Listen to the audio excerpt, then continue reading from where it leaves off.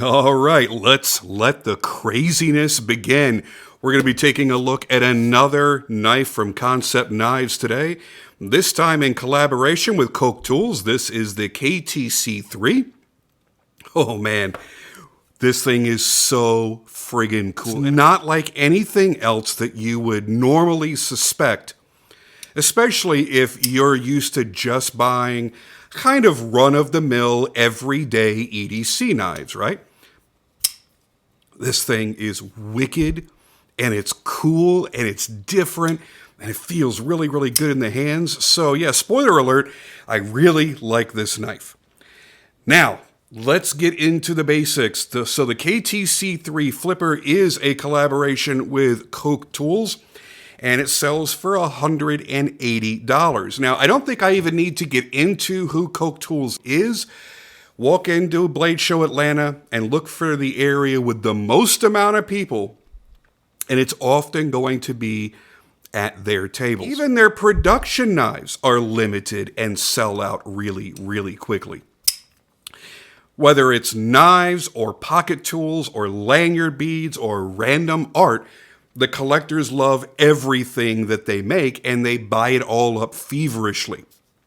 Now, if you want an affordable knife from them, and you don't want to have to sprint from the second the doors open at a big show to run to their table, then a production knife like something made by Kansept here is the best way to go. The KTC3 Flipper is a truly wicked looking design with really great attention to detail. Now, you might look at this and go, well, Jim, you kind of picked a plain Jane version here. It's, no fancy materials. It's just bead blasted titanium and the stonewash blade. What do you mean attention to detail? There's a lot going on here. The swooping lines that are beveled into this frame kind of give the illusion of like waterfall motion. There's something about it that has a really nice organic flow to the whole thing. The double fuller, milled into the aggressive hawkbill shaped blade, adds an even more aggressive character, and the pocket clip is among my favorite pocket clip designs in the entire industry. Now, if you want to be a serious baller, grab the Damascus variation of this knife.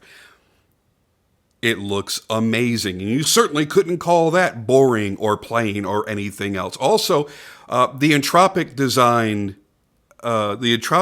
anodized design also is pretty close to looking like the Damascus.